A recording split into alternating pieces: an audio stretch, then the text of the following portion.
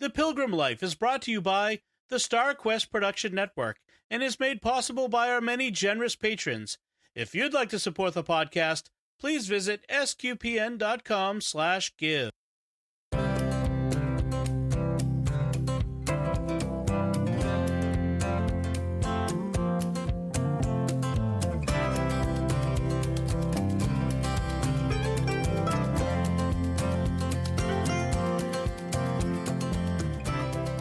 Welcome to Pilgrim Life Podcast, where we find the sacred in everyday life. We're your pilgrims on the journey. My name is Deborah, and joining me today is Sandy. Hi, everyone. And we are hoping to talk about something that's happening right now, actually, or something that reminded us. Today, we were celebrating Epiphany, and as I was doing my annual house blessing and cleaning, I also remembered today is a very special feast day. Absolutely. One of my favorite saints. Who is that? Saint Andre Bessette. Brother Andre. Brother Andre. He's part of my family too. And before we get into that, I guess I need to apologize. We need to apologize for the length in which we have been away. It has been the craziest thing for the last couple months. Every time we've sat down to record, either something has happened or things came up and we couldn't sit down together, or, we were working so hard that so much time lapses when you're working, and you're like, oh, it's been 3 weeks since I've talked to her, it's stuff like that. So we apologize. We sat down multiple times and tried to record. In fact, I think we sat down like 3 or 4 times to try to record about Chimayo. Yes. And it's like, apparently Chimayo does not want us to talk about it. So we will postpone Chimayo for another time, and we're going to go straight to Canada, because I believe that January 6th is the feast day of our favorite saint right now. Well, today's favorite saint, which is Brother Andre Bessette from Montreal. And Sandy and I have a very special relationship with him. Uh-huh. And I think it was because I don't know if you want to tell the story about how we came to know Brother Andre. Yeah, it was really bizarre because, I had gone to bed and, just normal. And I was just having like this dream, and it was, St. Joseph. And it was like, Brother Andre and Brother Andre. So I woke up, and first thing I did after, having my cup of coffee, I called you and I said, who is Brother Andre? And from that point on, we started researching, and less than a year later, we're in Canada at the Oratorio St. Joseph. Can I just put in there that I was super envious that you had a dream about St. Joseph. I'm just saying. Because, that's the funny thing, if you hadn't made that connection about St. Joseph before, is that he had 4 dreams recorded in the Bible. Yeah, I think so. With the angels telling him what to do and blah blah blah. But so it's kind of interesting that St. Joseph should visit you in a dream. But anyway, so yeah, after we figured out who Brother Andre was, we were like, well, what does he want with us? And since our business, so to speak, is pilgrimage, I'm like, well, there's got to be something attached to that we need to know. And then here's the other fun thing that some of you know or watch maybe EWTN, and there's a travel show on there that I don't recall the name of. I'm sure you, Sandy, you know what I'm talking about. It's Peggy and something. Mm-hmm. Yeah, because I don't have, my cable provider doesn't have EWTN, sadly. So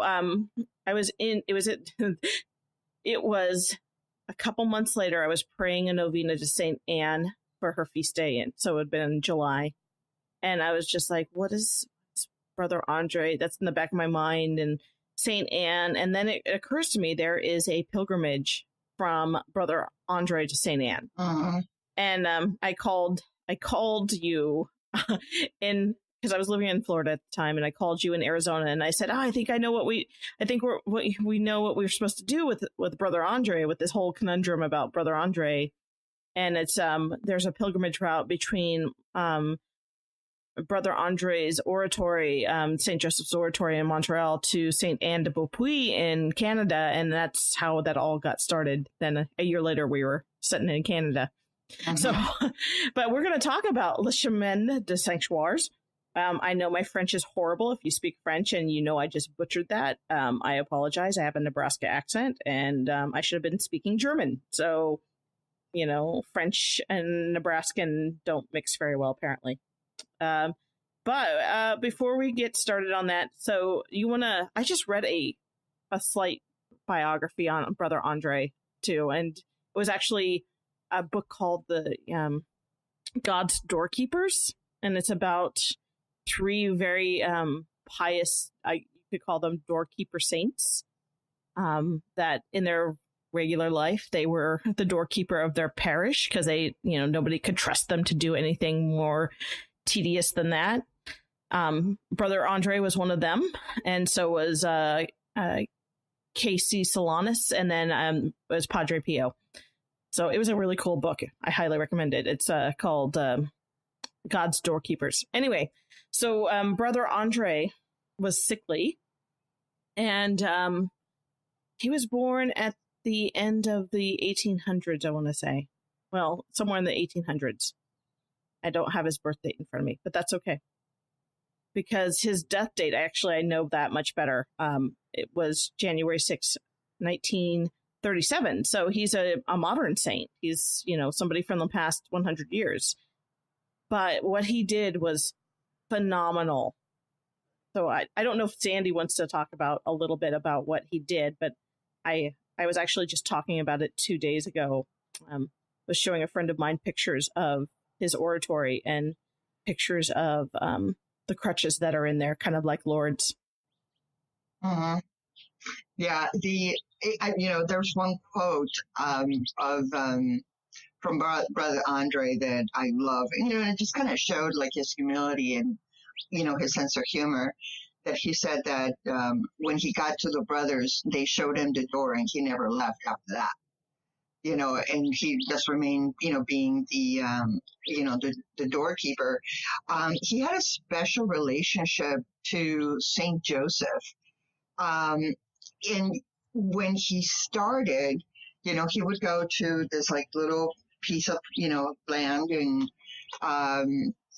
just started, just kind of like working slowly, and then they built like this itty bitty like little chapel, and people were kind of going over there, and they say that he wanted to buy that land, to build a chapel over to Saint Joseph.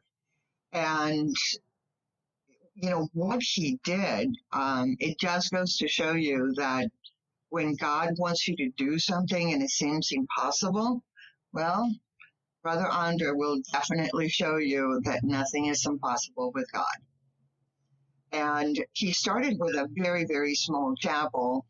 And then, it just kind of like built up, and, eventually, it went from a tiny, tiny little piece of land to this absolutely extraordinary oratory in Montreal. Yes. So what Brother Andre, so he was a porter at the Notre Dame College there, mm-hmm.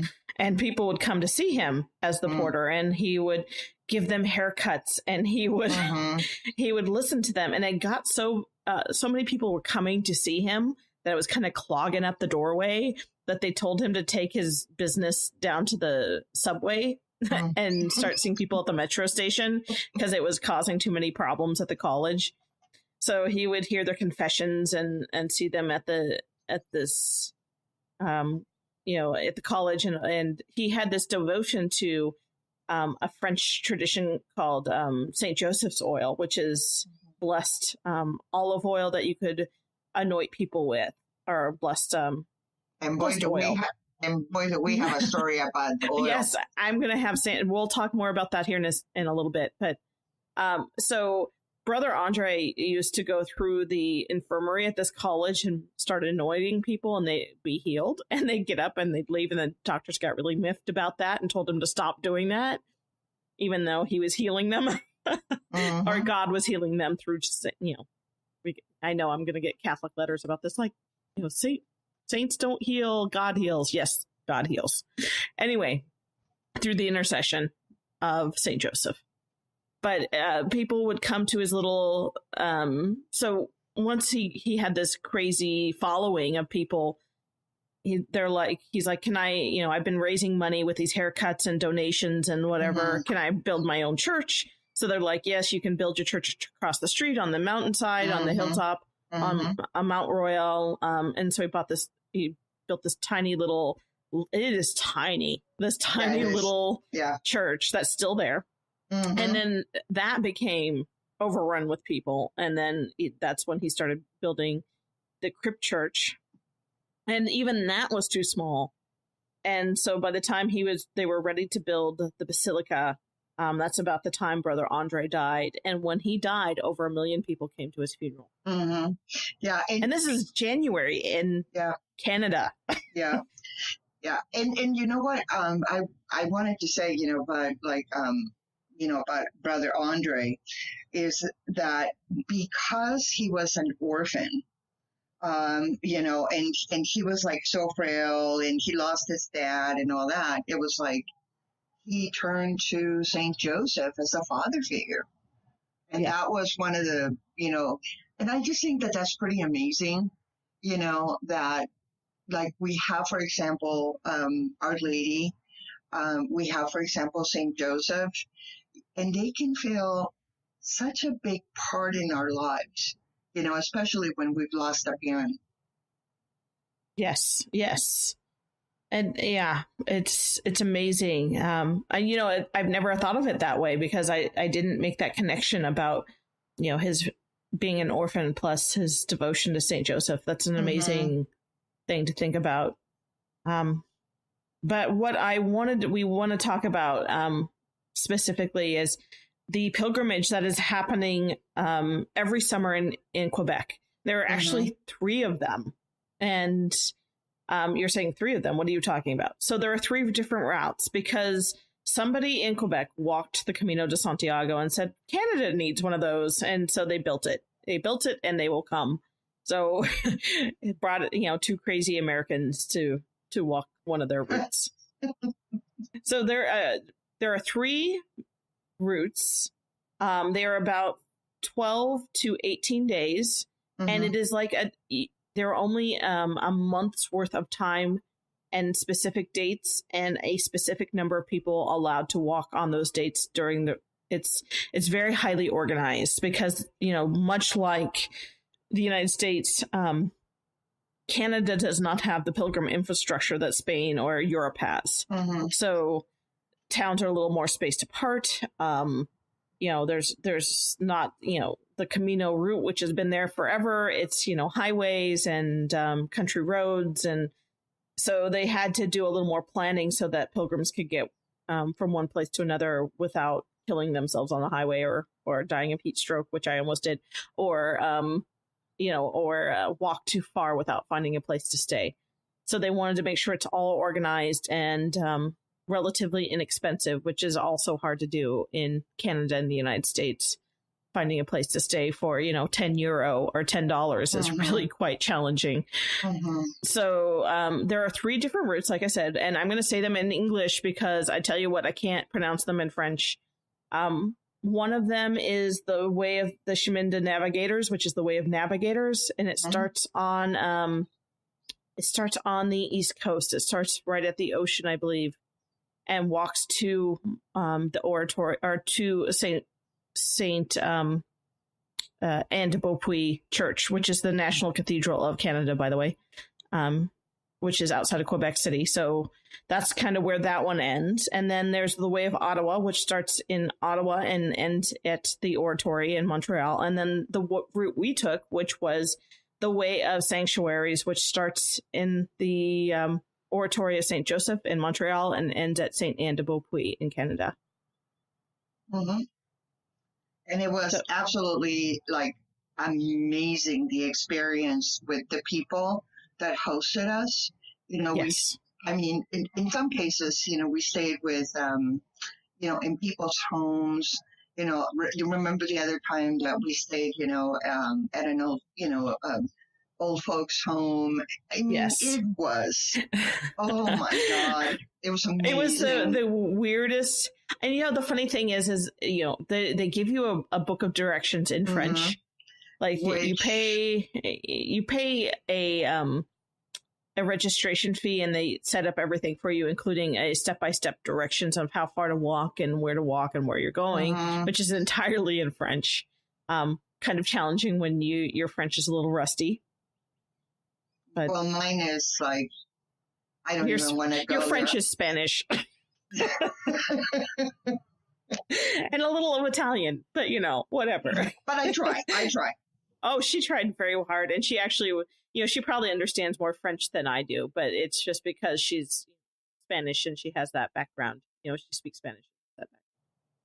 But it was so the way this organization works is that, in fact, the deadline to sign up for these trips for this coming summer starts, I believe, in a week or two. Starts in January, and then once they're full, then they stop taking them. But then you have to pay, once they accept you, you have to pay like I think $200 or $300 Canadian as a registration fee. And then I don't know if it's still the same it was when we walked it in 2013, but when we walked it, we had to pay 15 Canadian dollars every place we stayed per person, which is not terrible. Kind of a little more expensive than the Camino Frances, but the accommodations were a little more private and the showers were a little better, if there was a shower. And the water was always, and the water was always hot. And the water was always hot. There was a couple places there were no bathroom or bath facilities. There were restrooms, obviously, but no showers. Like the first place we stayed, the first night, there was no shower. It was a like an Optimist Club kind of setup, and they let us sleep in the basement. And so there was, a bathroom, obviously, and blow up air mattresses on the floor. And we were very grateful about that. But we couldn't take a shower that night. No. Yeah, no. And then there was the hottest day you and I walked. And then we stayed in this other, this was like midway through. We stayed in this other place. I had almost had a heat stroke. I probably did have a little bit of a heat exhaustion. And so I could not wait to get into a shower that night and kind of just regulate my body temperature. And we got there and no shower. And steaming hot. Yeah. Well, the other thing too that is interesting, about this pilgrimage is that, you would have just assumed that the weather would be, pretty much the same, being that it's just maybe an occasional shower here and there, or like hot days. But my goodness, we experienced tremendous storms a couple of times. Where it was just like literally you had to walk at an angle. The wind was so strong, There was then other days that it was like, oh my God, I'm going to die of heat stroke. Yeah. There was one day it rained so hard and so long and so like sideways kind of rain that I remember being utterly just soaked to the bone, to the point where, and this is probably too much information for our podcast listeners, but here we go. I remember the sensation of feeling water. I was so saturated, water dripping from my underwear into my hiking pants. And I'm like, that's an odd sensation. I was just that wet. And then when I walked into a pizza place, like I sat down and I apologized profusely to the waitress. And I'm like, I'm sorry. And I left a puddle, like, a couple feet long and like an inch deep. I've never been that wet, from rain ever in my life. And I even lived in Florida. So it was just the weirdest weather. But we're kind of getting ahead of ourselves. A little bit, but the pilgrimage itself is 18 days for this one specifically, but you could also do a half pilgrimage, because the halfway point is Three Rivers, which is not the French way to say that, but we're gonna refer to it that way. And it's the Our Lady of the Cape Shrine and Basilica, which I had no idea. Neither did I. What that was like. That was an amazing discovery for me, because everybody kept talking about, oh, when we get to Cape de Madeleine, it'll be cool. And I'm like, what's that? And what are you talking about? And even that day, the weather was kind of that in the morning. And I remember being just grumpy about it. And when I I was grumping all the way there. And once I turned the corner, I'm like, what in the world? And something else fantastic happened that day too that I did not know was going to happen, and it was truly probably one of the highlights of the trip, which was the 125th anniversary of the miracle that was at that basilica, and they had this huge, candlelight procession and mass and pilgrims from everywhere, and it was crazy. It was amazing and crazy at the same time. Yeah, you know what? That particular day reminded me so much of a place that I love with all my heart, Lourdes. Oh, yeah. And I just remember, like the procession and the candles. It was just like, it was almost like I had the same feeling. I felt like I was being transported, or maybe, the whole experience of Lourdes, which is extraordinary, was there. And it was just like, the devotion, to Our Lady, it was extraordinary. It was absolutely extraordinary. It was extraordinary on multiple, and I guess we'll pause and before we start over, because it was a supermoon that night. So this big, bright, full moon was rising above the St. Lawrence over this church. And people were standing there chanting the Hail Marys and the Rosary in French over loudspeakers, and everybody had candles everywhere, and it was just phenomenally sacred. Yeah, it was just. Go ahead. And not only that, it was just the weather. It's like we had such extremes of weather, from like rain to just unbelievably hot weather. And I recall that night was perfect. Yes, it was. It was absolutely fabulous. So let's start over and talk about the route. Like I said, is 18 days, and when we did it, it was 18 days, and most of it was highway walking. It was not. That's probably the one fallback on that, is that it was mostly highway walking, and which was disappointing in a lot of ways to me, because when you come off the Camino and it's trail walking, basically it's one long trail with a few highways and a few this and that, but mostly it's you're by yourself. Walking along a highway is just not as exciting, but this made up for it in other ways. But but the other thing too, is that it we did a lot of highways, but it wasn't like like freeways, like they would, like what we have here in the U.S. There were a lot of, 2-lane roads, and some of the 2-lane roads were not necessarily that busy. Right. I would have liked to, to have, like you said, a little bit more trail, but then again, it's like the Chemin. Oh my gosh, the experience was just like my first Camino. It was just life-changing. It was life-changing. I now the funny thing about Canada, and most of you who are from Canada or from Quebec are listening to this and have visited that area, maybe you'll be like, duh, you didn't know this.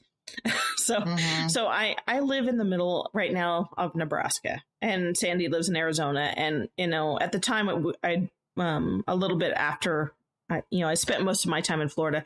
There are not a lot of saints in the United States, not in my area, not in my neck of the woods. And I don't know about Sandy's neck of the woods, if she has more saints from that area. But, United States, we're kind of low on saints. We're a new country in a sense. We don't have the Catholic history built up like a lot of European or other nations. And so when I got to Canada, I didn't realize how many saints they had. Mm-hmm.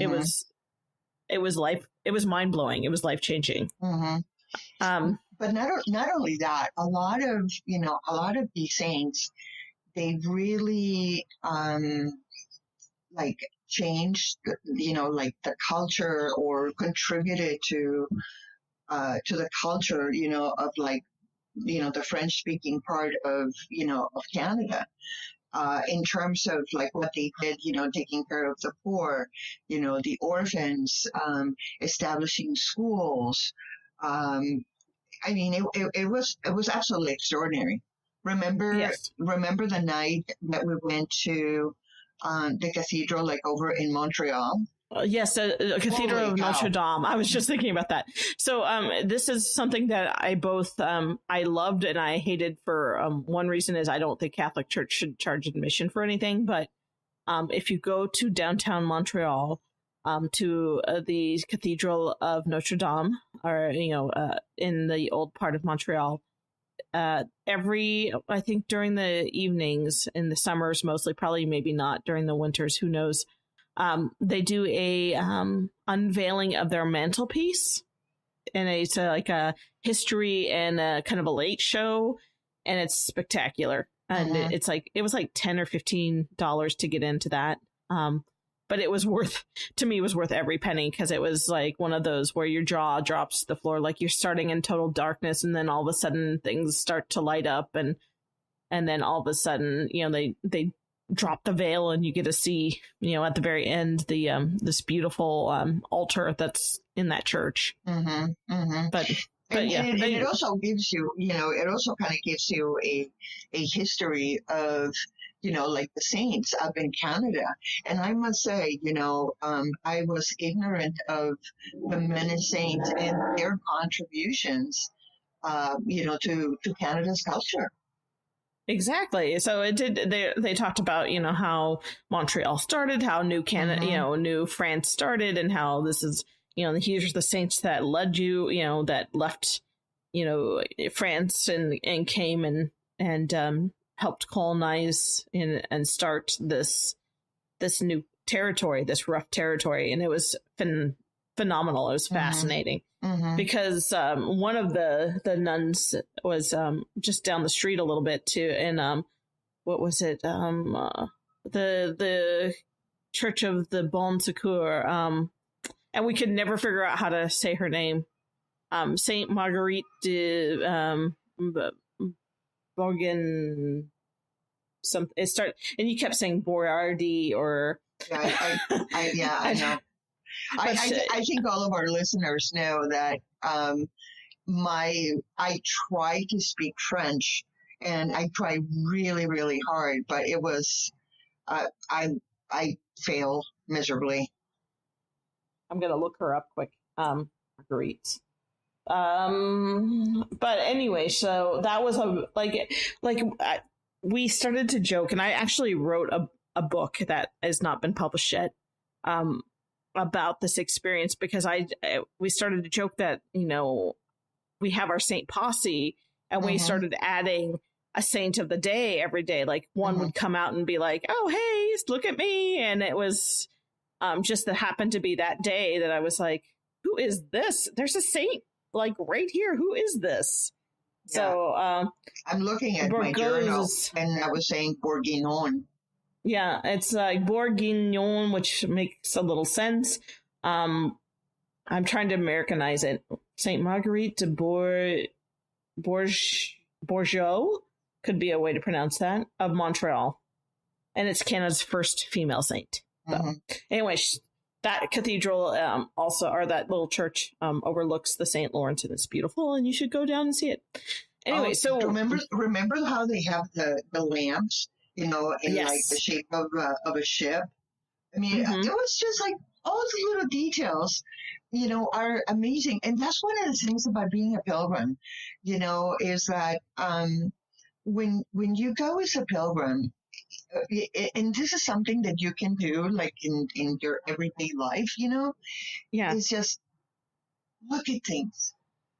just take the time, just see, because when we happened, onto this church, it was just like the wood, it just smelled wonderful, and then like the lamps that looked like ships and the candles, and it was just, the awareness and the awe, just, it just mind blowing.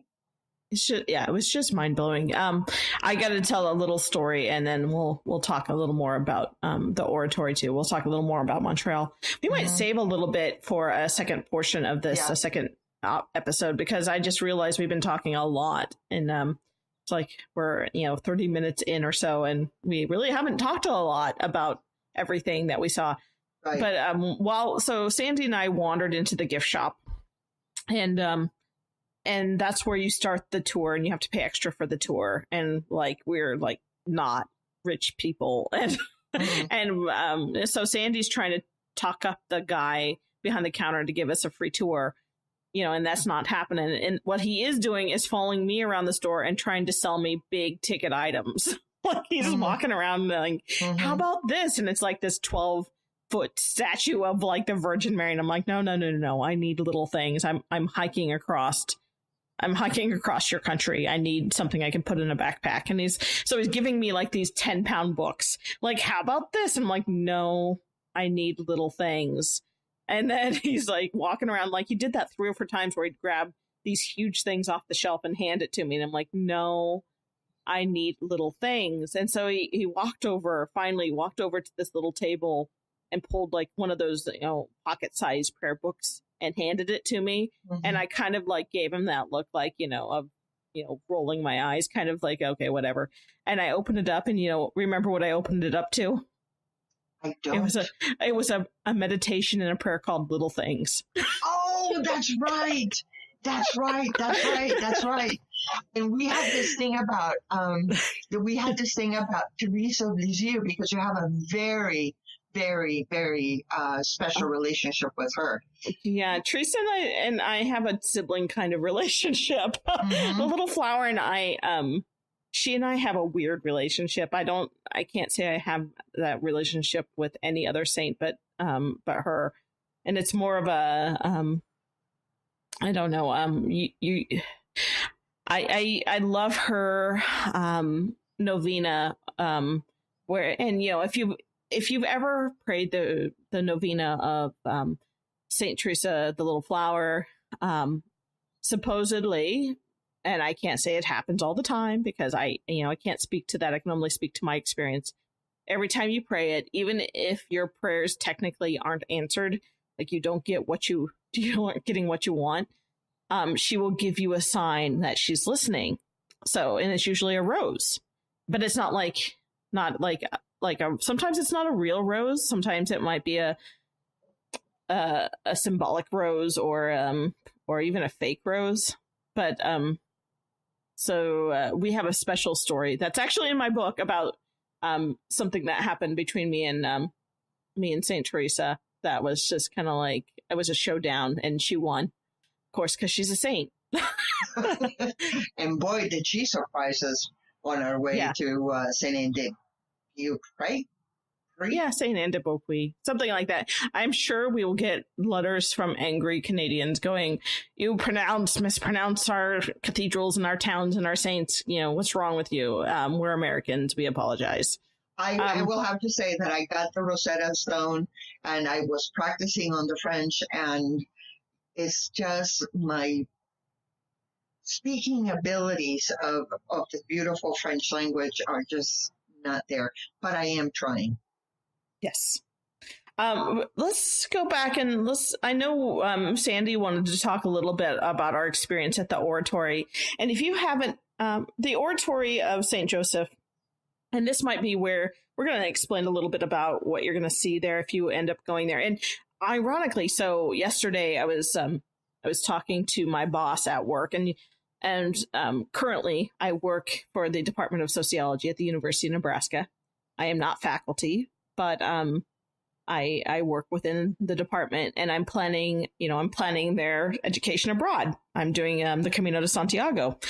And so my boss is talking to me about making a pilgrimage class, the sociology of pilgrimage, for something to do on ground at the university.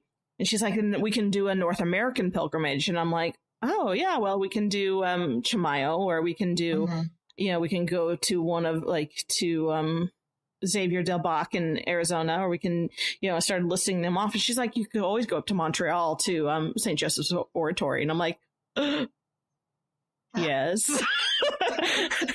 And not that I was surprised, but I was kind of surprised it fell out of her mouth. Like, really? Because, yeah, I would totally, if we could get university to help us set that up, I would totally take students to that oratory, because it was just that marvelous.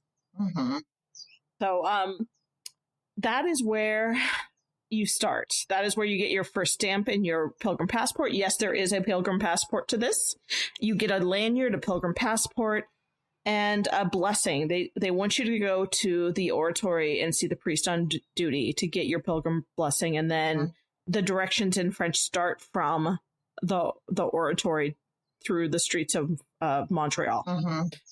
But so Sandy and I went the day before because we wanted to sightsee. And I gotta say, getting off the subway and going around the corner, I was blown away by the sheer size of it. I did not expect it to be as big as it was. No, it's monstrous. It's on top of a mountain. It is huge. It's like a castle. And there's 2 ways to get up there. You can walk up there, or there's a bus that will take you up to the top. So the first time we took the bus up because we were trying to save our knees. But they have a staircase, both cement and wooden. And the wooden staircase is reserved for pilgrims who want to crawl up, basically 10 flights of stairs on their knees. Yeah, I think it's awesome. I think it's close to 280, 300 steps, if I recall. 280, 300 steps. Yeah. I did.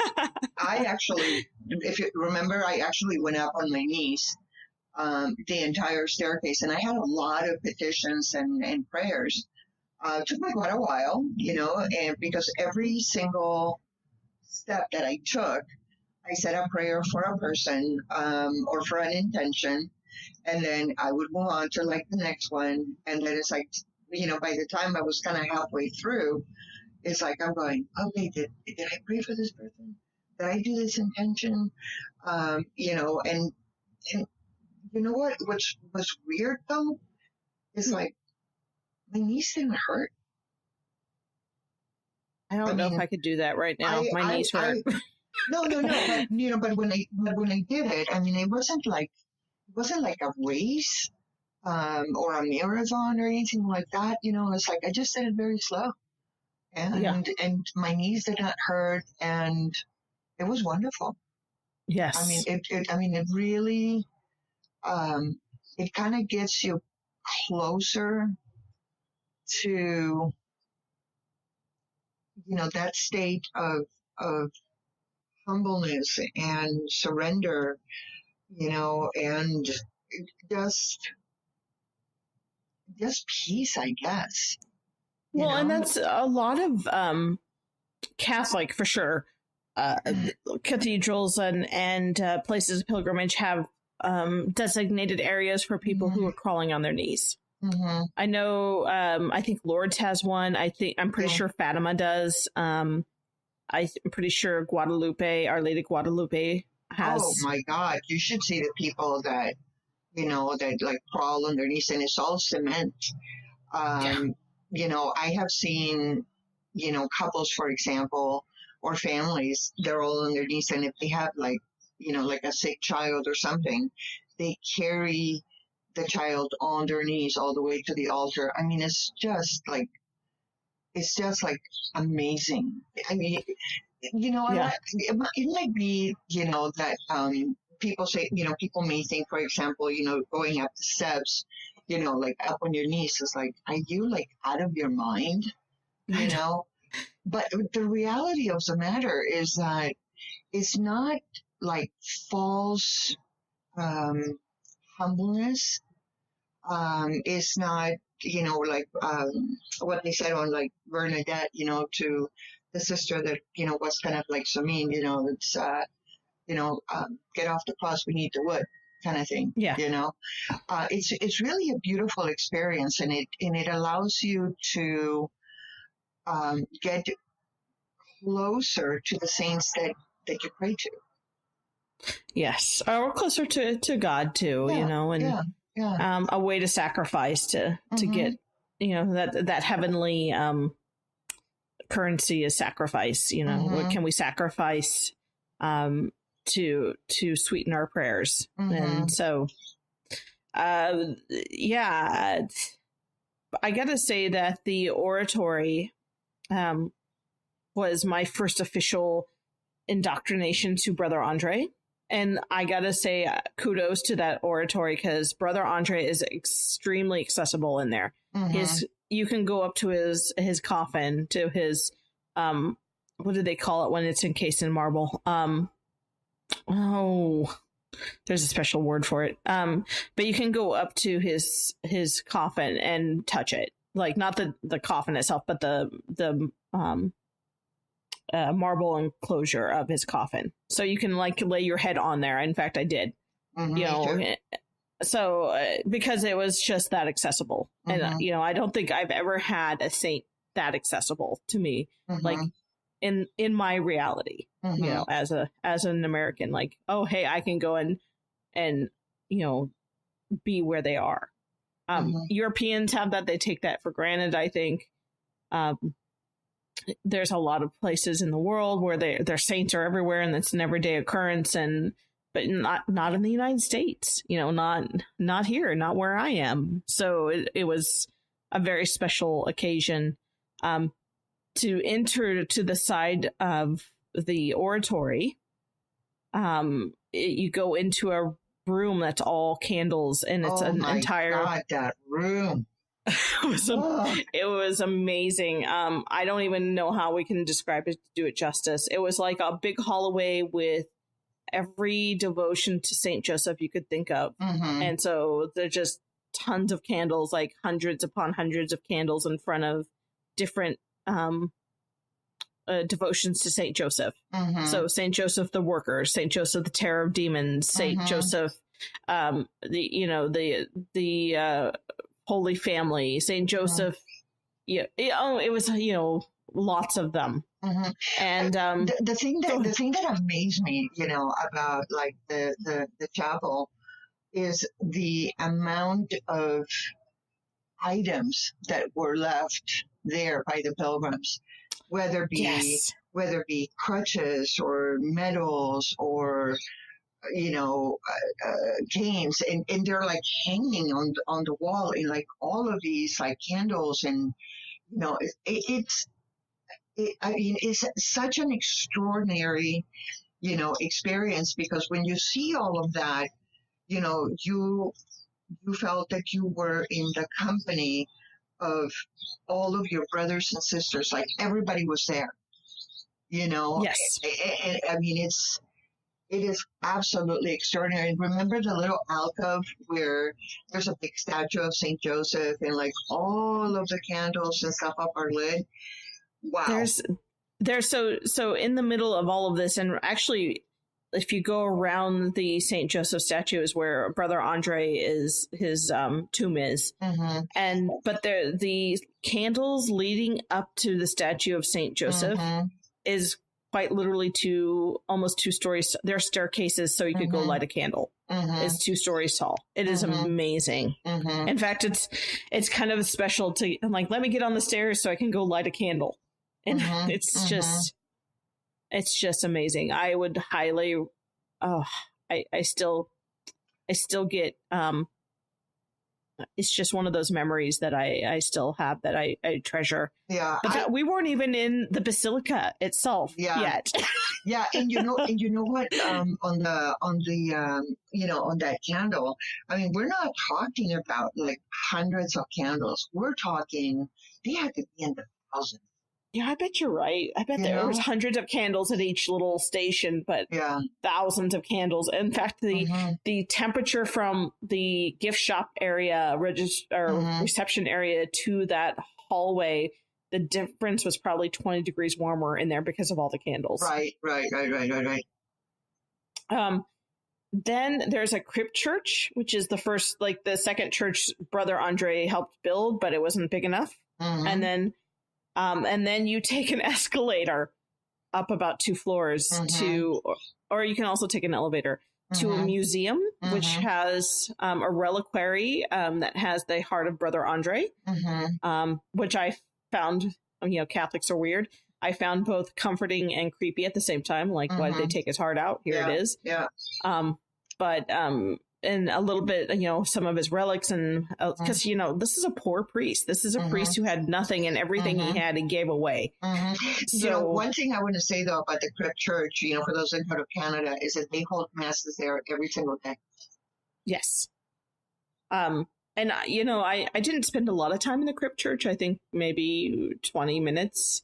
So I don't remember a lot about it. I know you spent more time praying in there than I did. Because then we were there in the afternoon and it was getting close to closing time. And so we went up to the actual basilica part. And I swear you and I and maybe one other person was in this grand basilica all alone. I've never felt so small in a church in my life. Like I don't say that in a bad way. I say that in a very humble, I can't believe I'm here by myself in this great expanse. It brought me to tears. I literally had to sit down and cry because it was just one of those amazing feelings of where you see yourself through, you present yourself to God and you're in this vast presence, but you're just so small. And you know what? I think, I think that, one of the things that happens, like being over in the oratory, and having those experiences, it's, it just kind of brings back the one thing that, we always need to keep in mind is that God is amazing. We sometimes, when we're praying or, we go through, like we go to mass, for example, sometimes we can become a little bit robotic, if you will, going through it. And we forget how amazing and just like the awe of how wonderful, God is. And, it's like, you're right. I felt so small, but at the same time, I was also, I guess, just kind of taken over the fact it's like, look, I'm here just like a tiny little person, and God loves me, and He knows my name, and I'm His girl. He loves me. I mean, it was an amazing experience. It was. And then if you step outside of the basilica, like, Sandy's like, where does this door go? And we went out. And there was the first church that Brother Andre built, which was the original wooden church that was so tiny in comparison. And just a couple people can get in there and it's chock full of crutches too. Just chock full. And Brother Andre actually used to live right above it. And, what they did is like, you can go like up these stairs and it just kind of goes to show you like how little he was or how small he was.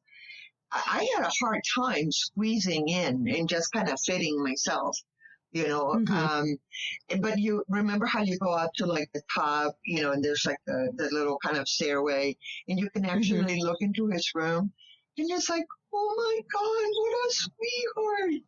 He must have been all of like 5 foot tall. That's how small he was. Yeah.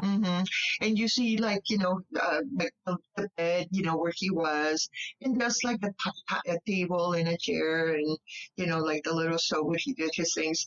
It's just so sweet. Yeah. And it was just, it's a special place. I have to say, I cannot wait to go back to Montreal just to see it again, just to see, because I felt like we didn't get enough time there. I really did. Even when we spent several hours there, I felt that it was still too short a time to see everything and to kind of, and to keep all these things in my heart, you know, kind of to borrow, you know, Mary's, you know, she kept all these things in her heart. But so that's what I would like to do at some point, is go back and revisit the oratory and rediscover it. Yeah. You know, one of the things, you know, because it's like the whole Chemin is going to take us, you know, I want to let our listeners know that it's going to take like a couple of episodes to kind of go through it. But there's one particular thing that I wanted to mention about the oratory. You know, we were like, you know, obviously like pilgrims, and we're getting ready, you know, to do this. And there are buses that are coming up, you know, with pilgrims, you know, from all over the place, you know. Yes. And we actually met the drivers of some of those buses. And one of them, I don't know if you recall, had a prosthetic leg. Yep, that's right. And we told him that, you know, that we were pilgrims and that we were going to be doing the Chemin. And he's very, very, this particular gentleman was very devoted over to, you know, Brother Andre. And of course, you know, it's like, didn't think good stuff up about it. So I just kind of did the little healing thing, you know, the little magic thing that I told the kids, you know, whenever they got a scrape, that it's going to be okay. And, you know, that I had like magic powder in my hands and, you know, place the kiss and all that. And we told him that we were going to keep him in our prayers, you know, during our walk. So if this gentleman is listening to the podcast up in Canada, just want you to know that Deb and I kept you in our prayers, and, you know, and also, you know, going up the steps, and, you know, we hope that you're doing okay. Yes. And then listen, one more thing I want to say, and then we're gonna end this part of it, because we're getting a little long here, and I don't want you to be like in your car in the parking lot going, "Would you shut up already so I can go to work?" So we're gonna talk about. I want to talk about the gift shop for a second, and something that's going to lead up to. You're going to have to tune in to our second episode about the Chemin to hear Sandy's story about this. So we actually didn't go into the church first off. We went into the gift shop, and Sure.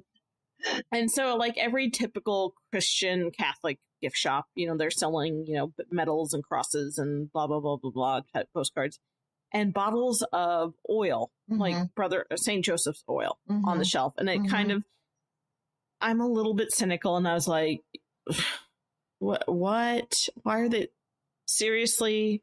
You know, why don't you just go to the store and buy some, you know, a bottle of Wesson cooking oil and have it blessed, and it'd be the same thing. So I was a little cynical about the whole, you know, Brother Andre, St. Joseph's oil thing. And I kind of, my cynicalness was just like, who buys this? Really? Okay. So we did, you could get some empty bottles and go into the fountain and pour yourself a little, I believe. Or you could buy it already prepackaged and blessed and ready to go. But I didn't buy any. And I don't think you bought it. Did you buy? Yeah, you bought one, right? Or two, or three. Did you buy the gift pack? I can't recall. I did. I bought all of them. She bought the gift pack, the three for whatever, and the empty bottle too, right? But the thing is that is leading up to what happened a couple of days after that. Right, and something I cherish and carry with me a lot is what we're going to talk about in the next episode of part 2 of this, because I can't wait to talk about what happens on our third day of second full day, because it was an amazing. It won't happen to Sandy. I'll let her tell it, but I think it's going to have to wait. So if you like what you're hearing, and again, we apologize. We are getting ramped up. Things are changing so fast in our lives right now. great things are coming our way. More, Sandy and I have been given a blessing, which is, our mission is pilgrimage. And it always surprises me how doors change and open for me, because this is my mission, and things happen when it's your mission and you're following it. So Sandy and I are very excited that we are, our life is changing, and potentially more so towards God's mission for our lives. We're hoping. Here's hoping. And with that, we apologize because our recording is going to be we're still trying to work out the scheduling, and things might get a little hectic again, depending on what's going to happen in the next couple months. But we will try to get a couple more episodes out on a more regular basis. And we thank you for listening to this one. And if you want to get in contact with us, I know we don't normally give out, in the last couple episodes, we haven't given out our email addresses. I know you can leave comments for us at SQPN, where our podcast is housed. But also, I guess you could also email us if you wanted to. I don't have my SQPN email anymore. It used to be Deborah@SQPN, but I don't have that anymore. Do not send it to me. But you can email me at Deborah.Shaben, SCHABEN, @gmail.com if you want to. Maybe I can have that in the show notes. And how can people get a hold of you, Sandy? It's peregrinamom@gmail.com. That's PEREGRINA,